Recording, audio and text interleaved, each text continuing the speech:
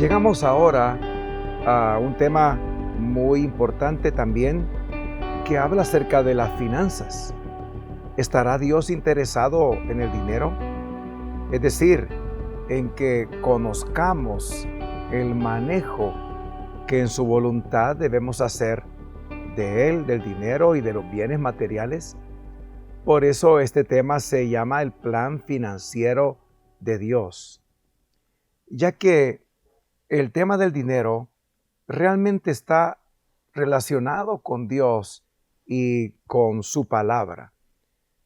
Es sorprendente saber que hay más de 800 menciones que directamente la Biblia hace acerca del dinero y más de 2000 que hace la palabra de Dios acerca de los bienes materiales y las finanzas.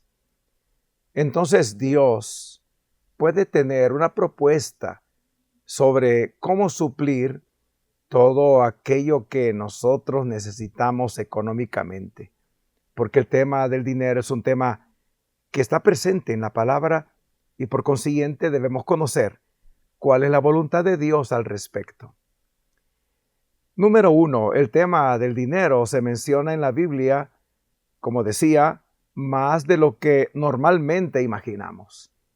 Es un tema espiritual, más de lo que nosotros suponemos. Y Dios ha prometido suplir nuestras necesidades. Es una verdad, una promesa que nos debe de llevar a confiar, a descansar, a no afanarnos, a no preocuparnos.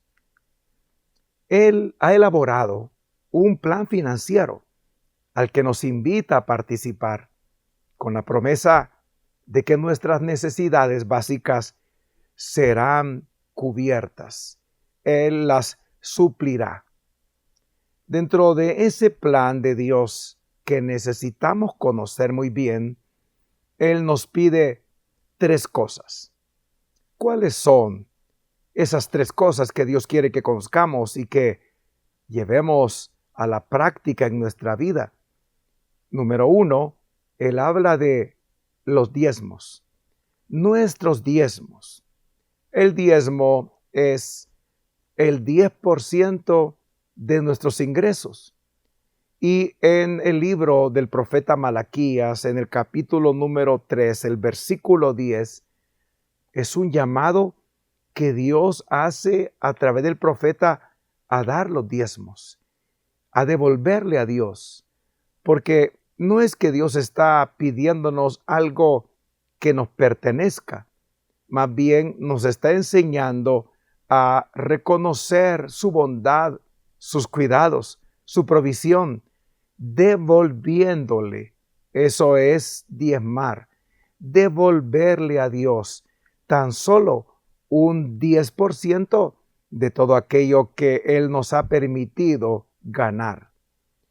Cuando somos fieles en darle a Dios nuestros diezmos, Él promete que tendremos nuestro salario asegurado. Él nos bendecirá.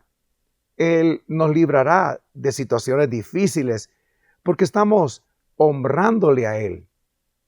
Y recordemos que la palabra de Dios dice que Él honra a los que le honran.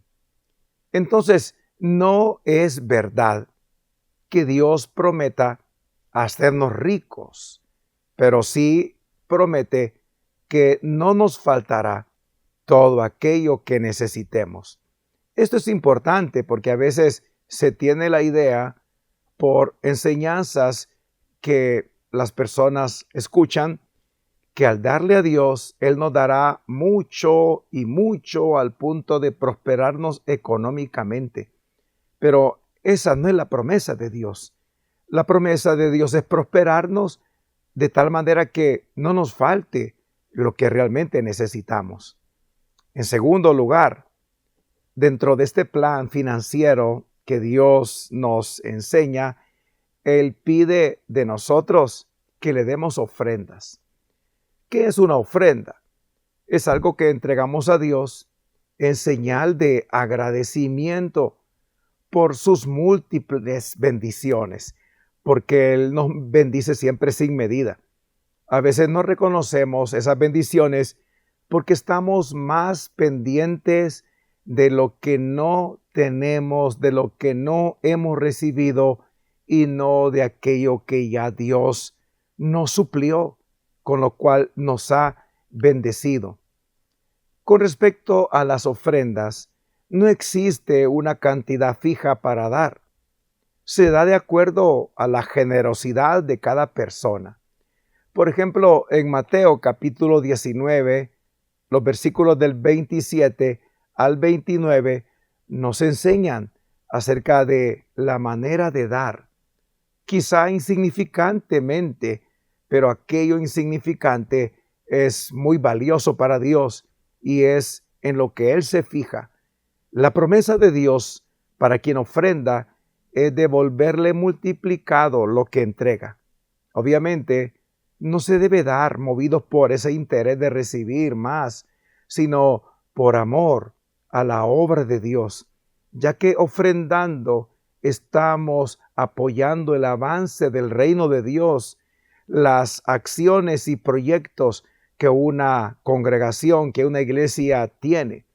Todo eso va a caminar a través de nuestras ofrendas y las damos por amor, sabiendo que de esa manera el reino de Dios se expande, avanzando, conquistando, derribando el reino de las tinieblas.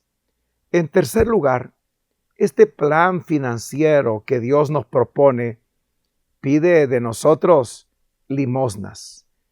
Las limosnas es el dinero que damos a las personas pobres, no por lástima, sino más bien siendo solidarios a ellos en su necesidad.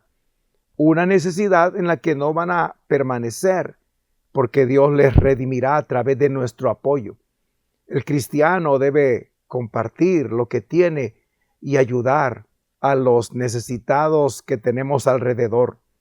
Nuestra manera de manejar las finanzas nos lleva a pensar que lo primero que debemos hacer al tener algo, al recibir algo, al ganar algo, es utilizarlo, gastarlo. Pero la Biblia nos enseña que la prioridad es dar. Y de eso hablamos. Pero hay que dar con sabiduría a las personas adecuadas y en la manera adecuada. El Proverbio capítulo 19 y versículo 17 dice que si auxiliamos, si damos al pobre, estamos haciendo un préstamo a Dios. Eso es maravilloso, porque entonces en el momento oportuno el Señor nos devolverá lo que hayamos prestado. Prestarle a Él significa dar al pobre, ayudarle, darle limosna. Dar limosna es prestarle a Dios. Así lo enseña su palabra, como lo estamos viendo en la cita bíblica que hemos ahora mencionado. Debemos nosotros tomar parte en este plan financiero de Dios y no manejar las finanzas de manera mundana, diríamos, como las personas lo hacen, porque la Biblia misma dice que la raíz de todos los males es amar el dinero. Entonces hay que dar nuestros diezmos, nuestras ofrendas, nuestras limosnas y seremos parte de este plan financiero y Dios, que no miente, será fiel en suplir todas nuestras necesidades y viviremos con alegría. Entonces, en la medida que la situación económica se vuelve cada vez más difícil por diferentes crisis que el mundo vive, debemos de tener mayor razón para mostrar nuestra fidelidad a Dios y no al revés, pensando que la crisis nos impide dar. Es, repito, darle a Dios reconociendo su fidelidad, porque a Él hay que entronizarlo en el lugar que ocupa, como el dador de toda buena dádiva.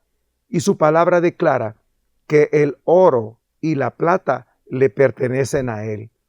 Formemos parte entonces de este plan financiero de Dios y entonces Debemos de hacer una reflexión al llegar a este momento de pensar en cómo hemos estado manejando nuestro dinero y el lugar que Dios tiene en ese presupuesto que nosotros tenemos para cada día, semana, mes.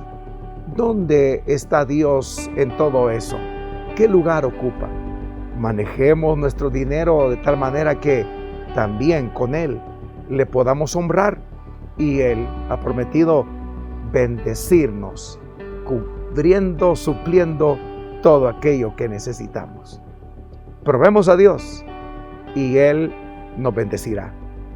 Que Dios continúe cumpliendo sus buenos propósitos en cada uno de nosotros.